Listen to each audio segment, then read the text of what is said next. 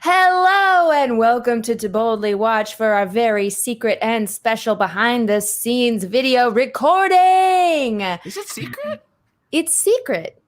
We publicize it, don't we? Shut the fuck up. Whoa, no! Whoa. Now I have to increase the content rating. We got a breach. Because you made me angry. Content rating went up to like warp 8. That's insane. We also should be marketing it. We should tell people this because Patreon people are the people who get access to it. That's right. You get access early if you're on Patreon. You get access whenever I feel like it if you are the public. No, it's not whenever I feel like it. It's whenever I remember to add a new episode. To the whenever public. you get around to playing in YouTube, yeah. Yeah. Usually once a week. But who can be sure? Look, it's probably for the best if you either become a patron or listen to it on a podcast platform. There you go. But some people can't be persuaded and must watch this super secret recording. I feel like a lot of people prefer the recording over my edited version of this podcast. I'm not sure what the statistics are. Well, don't be offended. It's not your editing. Your editing is excellent. It's probably because I cut out all of Xander's contribution. It's just Becca and I in the edit. That's not what I expected you to say. Cool. That's not true. No. Cut out a lot of my rants, I assume. No, we don't. I really don't edit it down too much. What I do is I stop our crosstalk. So if someone gets interrupted and stops talking, I just eliminate what they were about to say. You make us sound like classy broads. A bunch of classy broads. That's exactly how I described it to Katie the other night. Thank you. That's I've been thinking about renaming this podcast a bunch of classy broads. What do we think? I'm for it. Let's do it. It'll be a great. It's totally in the Star Trek theme too, which is what I like about it. Speaking of Star Trek, what episode are we discussing today? I'm not even sure where to begin this episode now. Well, if I stroke the beard thusly, do I look more intelligent? If I stroke my beard thusly, do I look more intelligent? You look fully dignified, one that commands respect and projects thoughtfulness and dignity. Well, that's you. good. Do you stroke your own chin line, Becca, sometimes? Constantly, and it's a habit I'm working to stop. I know. I notice it more than we stream now, how much I touch my face. Also in COVID times as well. Mm-hmm. Don't touch your face. I touch my face all the time. But only when you're applying your beard oil. I was just talking about that in private, Becca. Okay. All the people should know. Anyone with a beard understands the need for beard oil. Yeah, do you keep it a secret, Becca? Or Xander, do you keep it a secret? I just have never before used beard oil, and now it's my first experience, and my beard is so soft. Yeah, and it's got a little sheen to it too, right? The downside is this is the age of wearing masks, and now I break out around my mouth because the oil's being like smushed into my skin. I haven't considered that because I usually don't wear beard oil right now because I don't see the public at all. Well, and I'm learning that.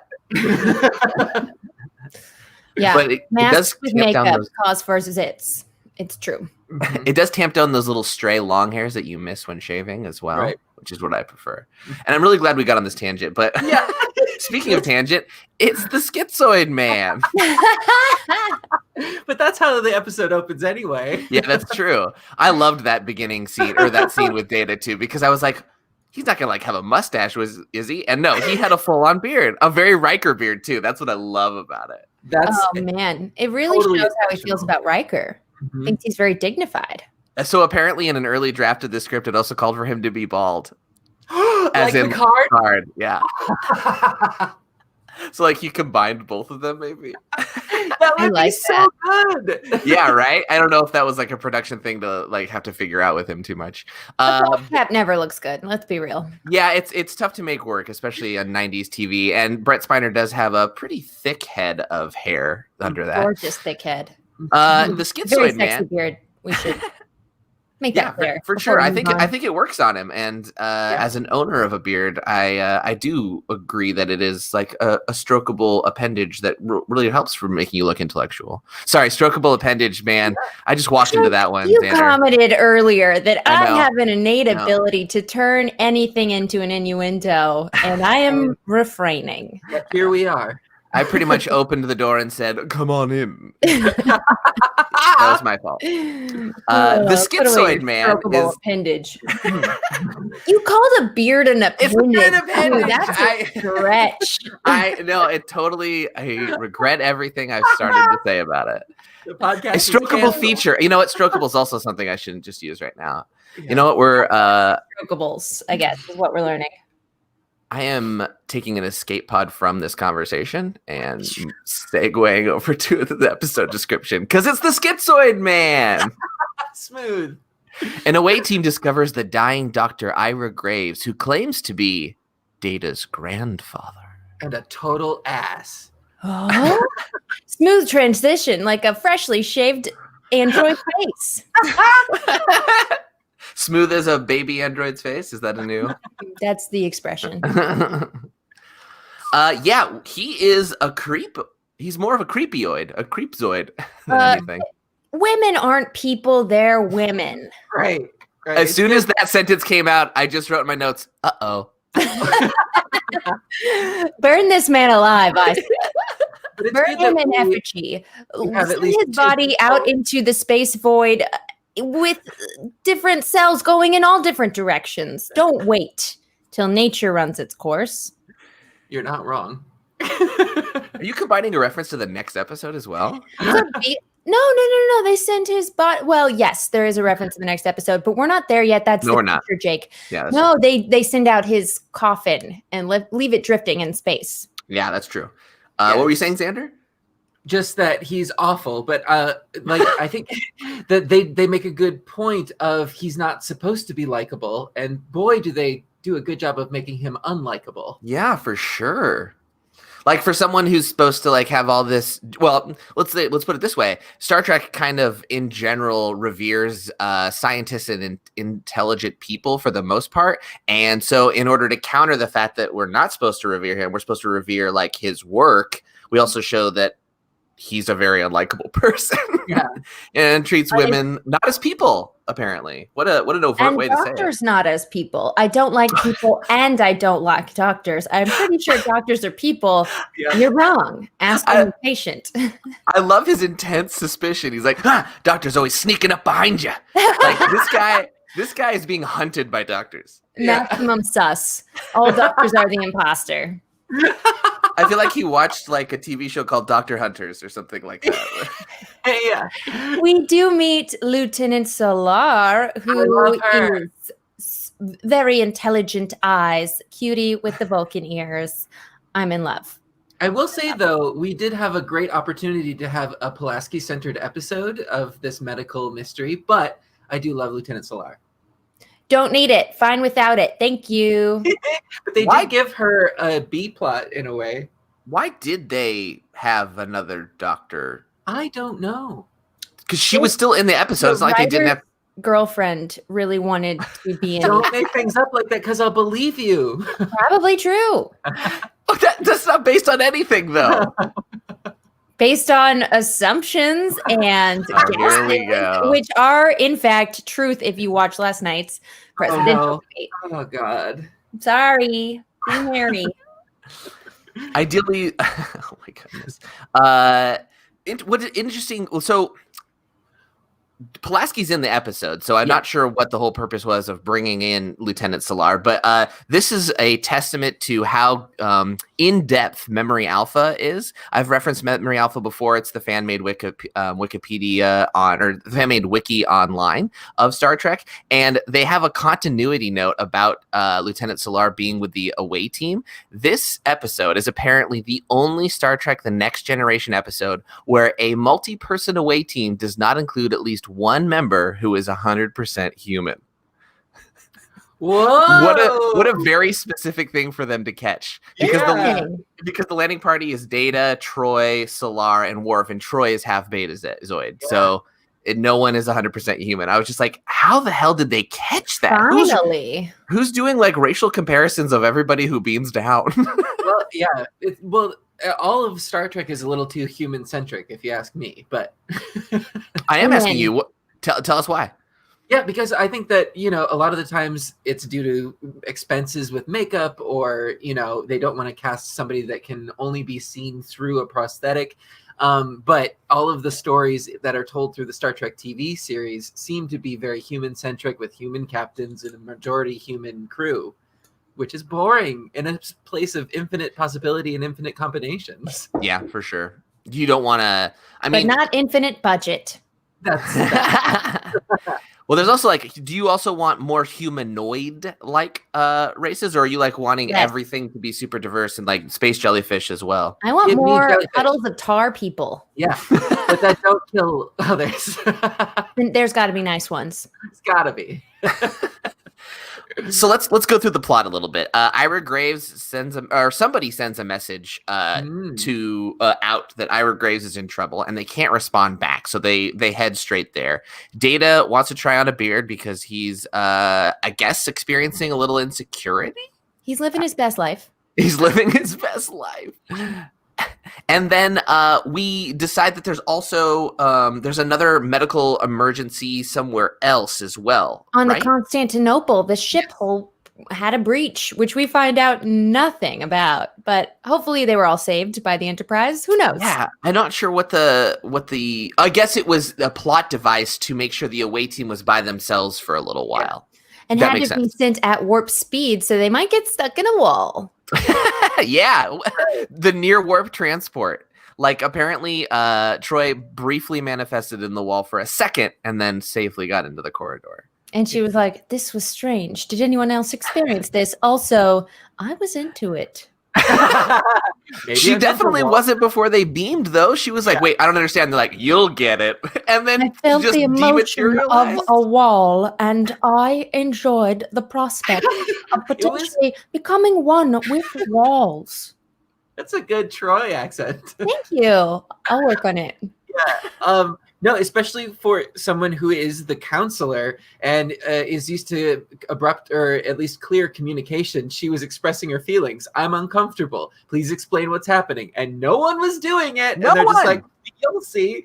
The wall felt blocked, and I would like to take time to appreciate what the wall is feeling.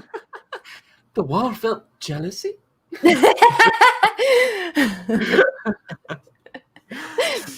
We meet actually first we meet the doctor's assistant, Kareen, right? She's her own person that has been trapped with this psychopath her entire life. And the fact that she has any empathy or kindness or generosity is just a testament of what an insanely good person she is. I'm going to jump around a little bit with the plot, but I want to bring this up because I really do think this was an instance of Stockholm syndrome that was like subtly referenced because we see later on when she has gained her freedom that she no longer has this same sort of devotion towards him, and she sees him for what he really is. She was blaming it on the illness before, and there were so many excuses that she gave them, like, this isn't who he is, this isn't how he normally acts, this is all some sort of disease. But he was afraid of her finding out that that's who he really was, and that's what showed through in Data. Trigger warning, this is an abusive relationship, and when she finally has a lifeline to get out of it, she is done. Yeah. She lived with him for how long? Her entire life. Or no, since she was a young girl and her parents died, I think. Yeah. So, in all that time, she didn't with just those two on the planet together, because that's what they made a specific point. It's just those two. She didn't learn about his personality. Well, I mean, when you're that close into it, how can you?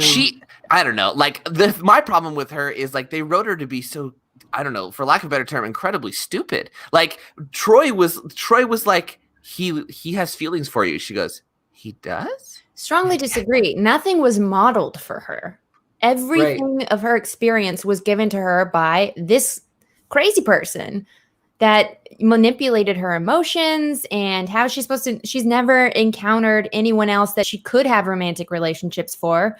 So the fact that they didn't have a romantic relationship honestly wouldn't happen if this were a real world situation. So so she was a little bit more captive. Well, I mean, not literally captive, but virtually captive. More TV friendly that, he was hands off, but wouldn't happen IRL. Interesting. Yeah, Okay. I think this would be an example of like an extreme grooming situation of just someone who's grown up.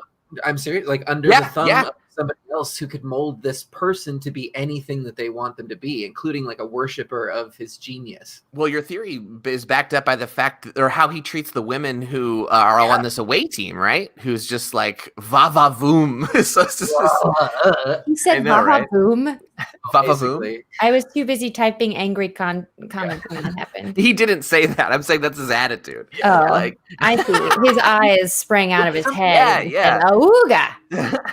I mean, he went as far as that he said that made me like ugh out loud. It was something like that. Well, then he whistles. Well, thank goodness for Darnay's disease. He whistles, if I only had a heart, which is a pretty, maybe that's a dual layered thing too, of like, he doesn't really have compassion for other people in the same way. Well, his brain isn't his issue, right? He definitely has intellect. He just doesn't have compassion in the same way, or social grace in any case, right? I'm just referencing the actual song. Yeah. It would traditionally be If I Only Had a Brain, which I think might be a subtle commentary too, because maybe, I don't know. Isn't If I Only Had a Heart the same tune? I don't think that's the song lyric. What does the Tin Man sing? Bernstein Bears? No, the songs have the same melody, don't they? Yeah. Oh, it is If I Only Had a Heart. If I Only Had a Heart. And they reference the Tin Man. There's a chorus with the Scarecrow, I think. The Scarecrow also sings a song says If I Only Had a Brain. The songs are different, but the melodies are very similar. And I think they duet it later on, too. Yes.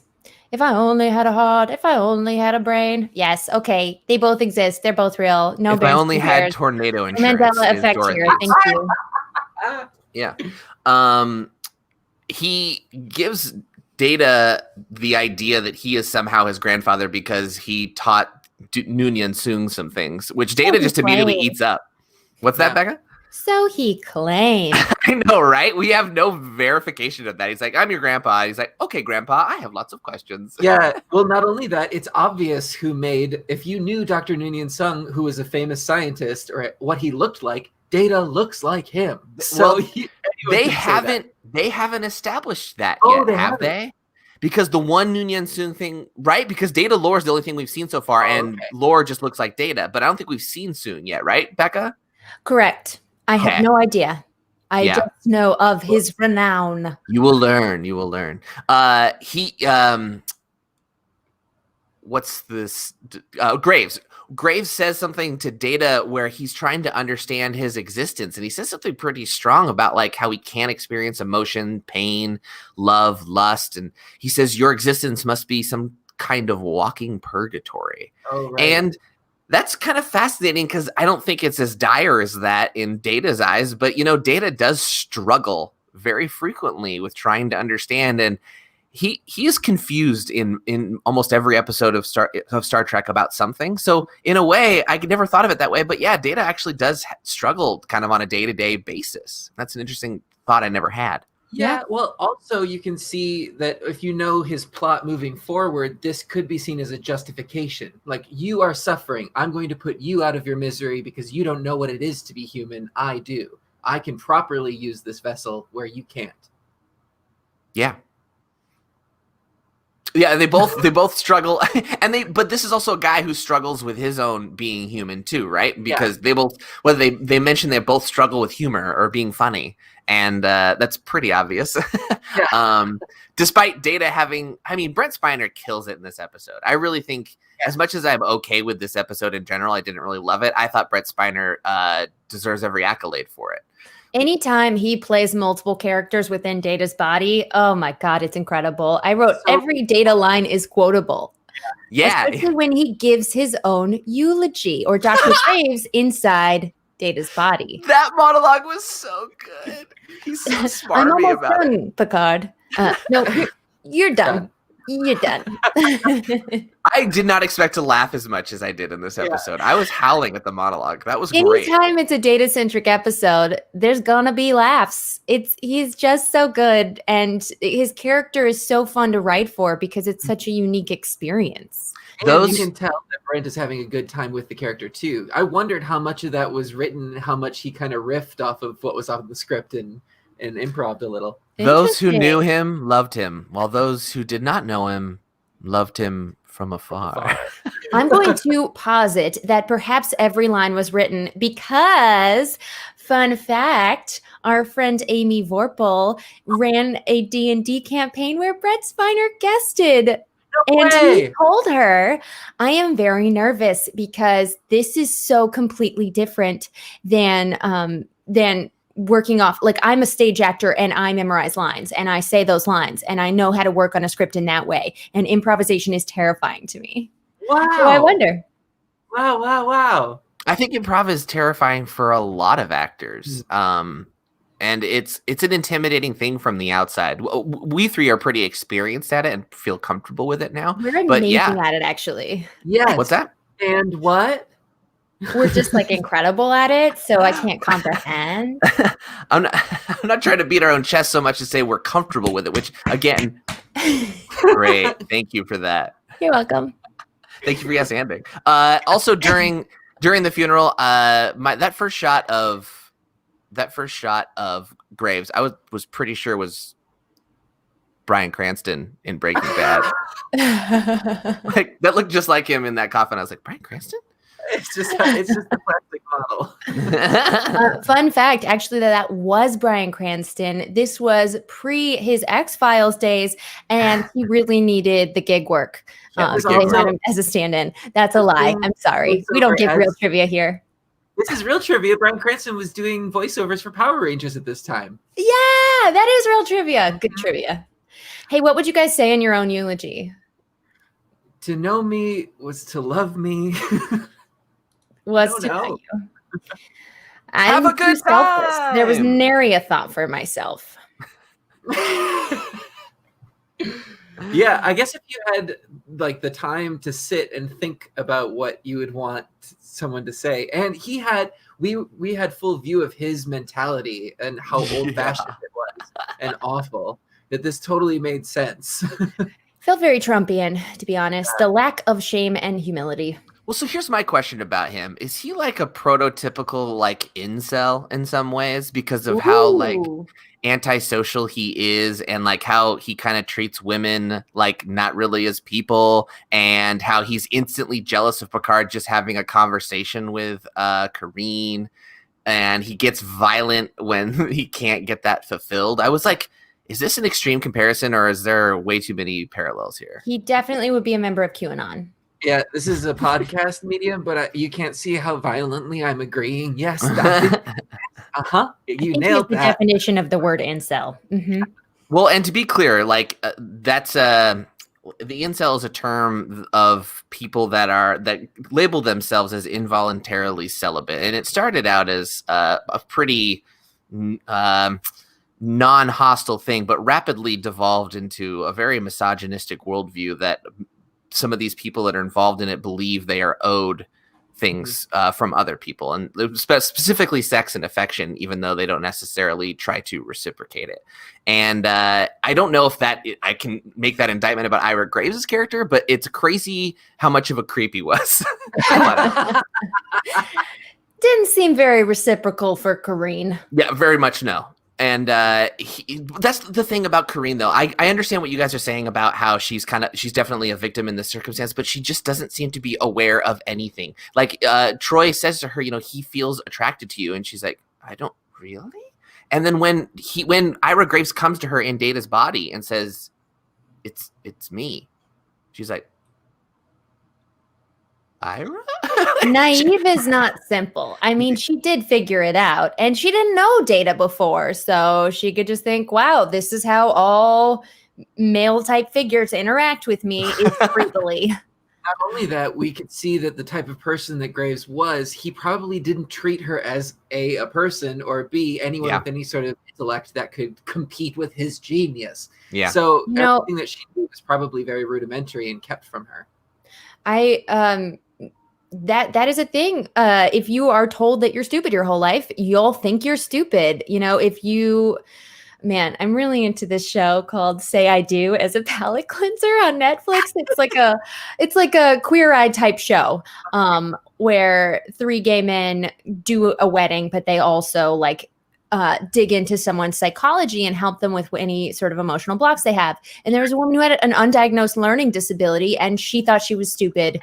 And turns out she was dyslexic her whole life, but her adoptive parents just told her she was an idiot, and she never got the help she needed. And it's a dark thing to bring up, but it was a beautiful episode. And that's the sort of thing that Karine went through, you know, just because she never was given, you can't make anything if you're not given the proper input to process it with no information.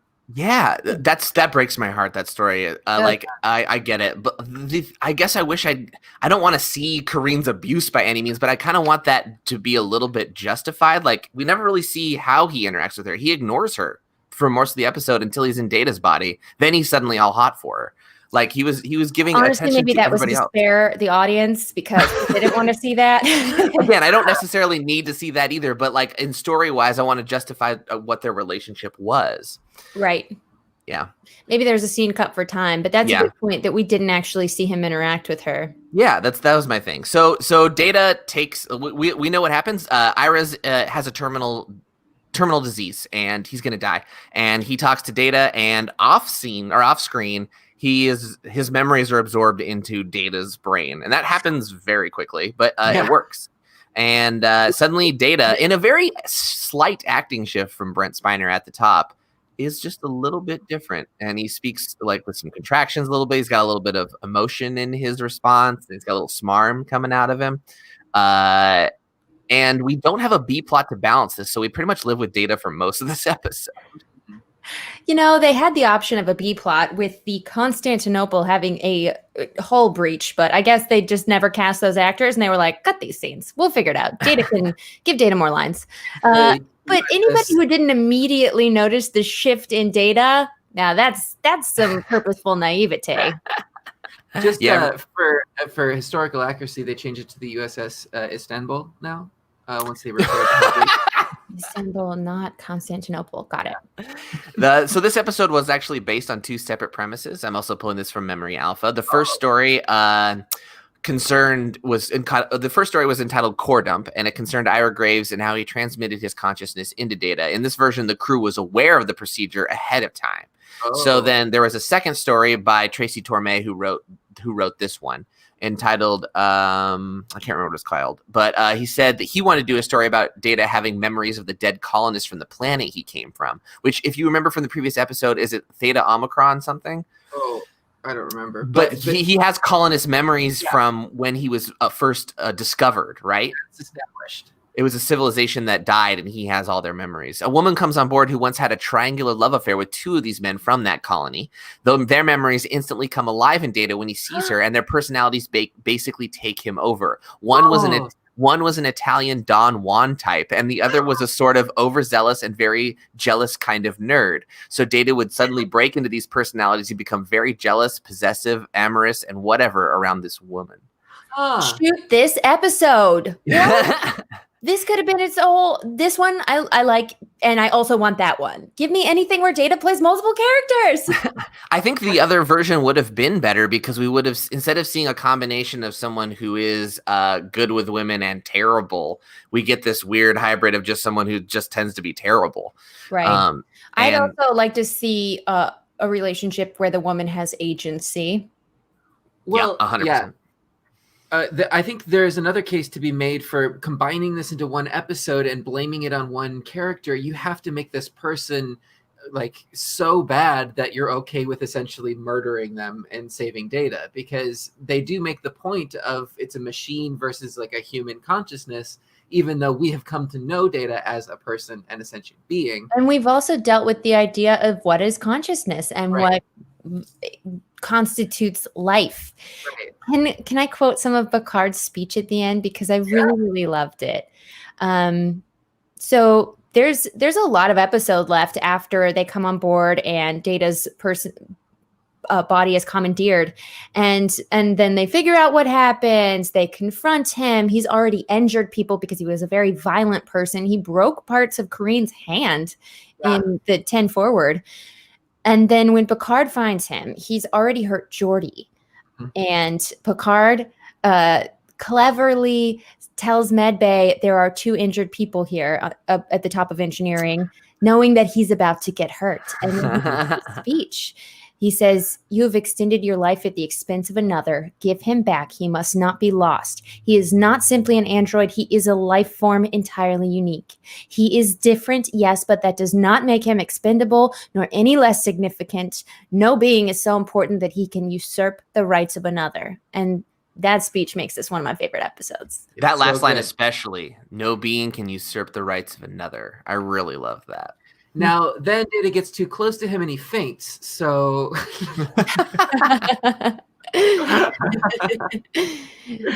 listen, Star Trek is not known for its combat.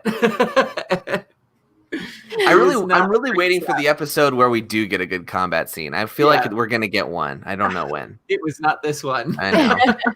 When they have the budget for a stage combat coordinator.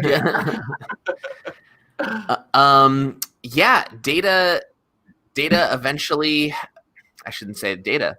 Graves eventually decides that, you know what, Picard may be right, and I don't know what I've become, and I'm becoming too violent, so I'm going to put myself into the ship's computer. And they retain his knowledge, but not his personality. The human element is removed. Yeah, that's a little magic science, but yeah, because he could be like Moriarty, and they download him at some point in the future. But that's they were what I was like, thinking. "Oops, hit delete on this file." Yeah, I half expected them to be like, "Oh, they downloaded his consciousness into the computer," and Picard be like, "No, thank you, delete." Let's just defrag that personality. Yeah. I don't know. You liked this episode, Becca? I liked that speech immensely, and I liked Data's speech of the eulogy and the funny 2 personality stuff. Overall, episode structure, but those moments are put it high in my estimation. Another good quote from that monologue was, perhaps his greatest flaw was that he was too selfless. Too selfless. I love that unbridled modesty. Wesley got a kick out of that too, and kept bringing it up. There was some good moments, and you could really, you said it right on the head when you mentioned, Jake, the subtle differences that Brett brought to the role. Because as soon as he gets back to Data, as we know, there's this like familiarity to the movement, and you can see how different it actually was. But then he slips in the little like, "Oh, did I win?" There's that human element. May I ask you a question? That's right. Yeah. Yes, it was a question. May I ask you another question after this question? Are you all standing around me and I'm on the floor in an undignified position? Yeah, it's you. Hey, he's always becoming of a Starfleet officer. You know what I mean? That's true. Yeah. Also, I wanted to bring up, this might be the first time that an outside character references the friendship of Geordi and Data, in that Picard outright says, "You're the closest thing he has to a best friend." And so I think that's kind of cool that they acknowledge that relationship. I like that too. I was like, oh, everybody knows they're besties. I feel like they're really building that after Elementary Dear Data, where they were like partners in crime, or in crime solving, I should say. Yeah, and like we had mentioned earlier, this is one where we really felt the absence of a B plot that could have been served, when normally Geordi and Data are the ones that are the B plot. They're always my A plot. Yeah. This is another episode where one of the guest stars is a voice from Monkey Island, Xander. What? Oh, the LeChuck? Graves plays Graves is played by W. Morgan Shepherd, who voiced Ignatius Cheese in Escape from Monkey Island. Okay. I don't know. Monkey Island isn't the greatest. It's the 4th game. But, what I know him more from is he is the voice actor for Civilization 5, which is a very popular strategy game, and he does all of the speeches for that. The speeches like in the beginning of the game? Whenever you select to do Civilization to play, or like when a new technology is discovered, there's like a quote from history. He reads all this. Oh, whoa, that's cool. He has a great voice for it too. That's an excellent gig. Yeah. The Schizoid Man. I think I loved too much of Brent Spiner to hate this episode, but I was really struggling to like enjoy it the whole time. But every single time Brent got to go do something fun with Ira's character, I just had a blast. Wait, his name's Brent? Becca, don't. But next week you can, because next week we're going to head to Unnatural Selection. The Enterprise investigates the deaths of the crew of the USS Landry, who all died of old age. What? That sounds like a nursing home, but okay. The USS Landry is just a retirement vessel that they just set course towards the sun? Is that what you're suggesting? Given America's trajectory. Oh boy, on that note.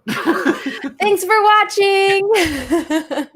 Well, on that note, we should say something together at the same time. To know me is to love me, is to know me. All right, one more time. To know me is to love me, is to know me. Philosophy. Bye.